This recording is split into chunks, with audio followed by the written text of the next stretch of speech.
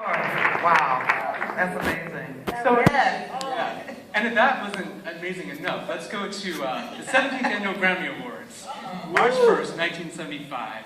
The Grammy category for Best Country Vocal Performance, Duo or Group, the nominees were Chris Christopherson and Rita Coolidge, Willie Nelson and Tracy Nelson, Bobby Bear and Bobby Bear Jr., the Statler Brothers, and another family group, the Pointer Sisters, who were nominated for a song that Anita and Bonnie wrote called Fairy Tale.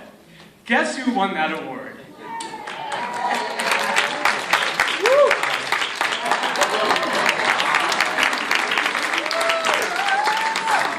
But Ruth, tell us what happened when you went to the Grand Ole Opry.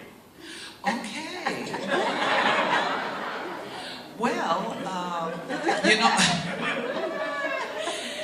it was amazing because actually we were on the road when we won the Grammy, and we didn't even realize we had won. And I think my mother called and said, "You guys won a Grammy." And I'm like, "For what?" Fairy Tale. We could not believe it.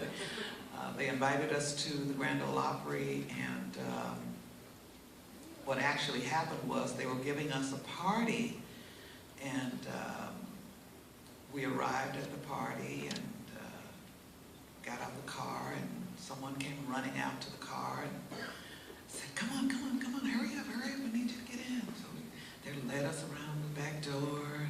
We came in the back door because we're thinking, we're going to be a surprise for everybody. We stayed in the back and waited for them to come out and bring us out so we could surprise everybody. And we were back in the kitchen waiting and waiting. Finally, our manager, David Rubinson, came back and he said, "What are you guys doing back here?" And we said, "Well, they brought us back here because I thought we were supposed to be surprising everybody." He went ballistics. He said, "This is not a surprise. They thought you were the help." Really? We just thought it was hilarious.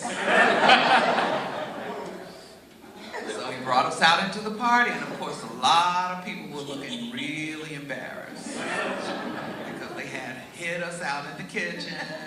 Everybody was partying out front, and we were supposed to be the guest of honor. But I guess, we weren't the right color, so they thought we were the help, as the movie says. But we did go to the Grand Ole Opry a couple of days after that, and we were the first African-American female group to ever sing at the Grand Ole Opry, and we're on stage, and a young man down front says, "Hot damn, them girls was black. Sing it again." Country folk are really weird in Nashville, too. If they say sing it again, you sing it again. The same song. We sang it like 2 or 3 times right in a row. Every time we finished, they said, "Sing it again, sing it again." Sing it again. Wow. Yeah. I would have stayed. Yeah, oh yeah. They say sing it, we sing it. So at the time when this was happening, and even today, the power structure of the music industry is very male-dominated. Yeah. There's a lot of people that just have set ideas about women. And one of those things is how many songs you play on the radio in a row by a female artist. Wow. There's an unwritten rule in Top 40, and it's unwritten, so you can't find it. You can't Google this. It's only been told to me by radio programmers. You don't play 2 songs in a row with a female vocalist, because they treat female artists as a genre to be mixed in. It might be a little bit better today, but we have some charts from Casey Kasem that show back in the day. The first one is 1972. You see 8 women on that chart. Now, Roberta Flack's at number 1, but there's only 20% women on that chart. We go to 1973, it's even less. It's 13% women. Go to 1975, after you won the Grammy, and it's a little bit better. It's 18%. But I would be really curious to know among all of you, how did you sort of navigate encountering sexism or limited ideas about women's place in music? Whoever wants to start off with that question.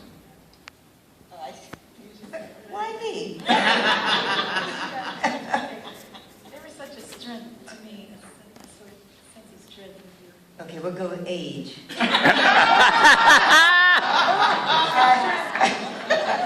That's all right, I'm good with it. But what is interesting is there's because basically people thought that, you know, we were from Philadelphia, and kind of we were. For the first 10 years of our career, it was spent in Philadelphia. Sarah and I are from New Jersey, but, you know, 30 minutes on the train, we were there. And we spent most of our time rehearsing there. But yes, it's always been a problem in terms of being able to, from the songs you would sing from the early days until you had, you know, there were songwriters, i.e. Carole King and Ellie Greenwich, who was a friend of mine, who wrote songs in the late 50s, early 60s in the Brill Building. So we had female writers behind the scene, but the majority, they were paired with a partner, a male partner. There were very few female writers in terms of on their own. And then you had the majority of the labels. I only knew her, I heard of one woman who was a label owner. That was Florence Greenberg, who owned the label that the Shirelles were on. And that was the only female label owner or head of a label that I knew of in, God, I mean, still to this day you have Sylvia Rohn, you have some other women who, I'm not going to name everybody, and there aren't that many, so I could probably do it.